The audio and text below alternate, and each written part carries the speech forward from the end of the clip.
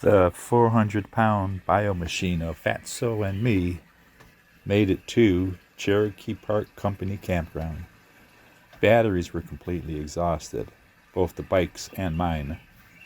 The gravel road to the campground was exactly as Google Maps described, a steep hill. Anticipating that, I rode in zero power mode as much as I could the last 5 miles of the route, which was all roadway, rush hour, and zero sidewalks.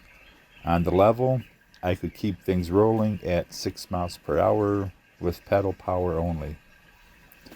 With any bit of incline, that number dropped fast, and battery assist was sparingly used so the speed wouldn't drop into the ridiculously difficult to control below 5 miles per hour zone. That zone where the front wheel wants to go anywhere but straight. Bottom line, I made it on fumes, as the saying goes. I had lots of time to think about what had gone wrong with the batteries and what to try to save the rest of the bikation adventure. It took me almost 3 hours just to go 10 miles. The batteries are connected with a contraption that balances their discharge. This depletes their power equally, even though one battery is almost twice as big as the other. Connected, it had been possible to charge both batteries with one charger. That worked until it didn't work. Maybe I didn't do something right the night before when attaching the charger.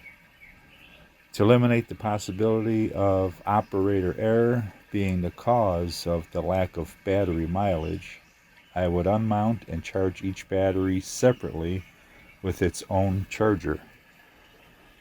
Another thought I had was with the increase of rolling resistance with both the new Mr. Tuffy tire liners and the new Hummingbird rear tire.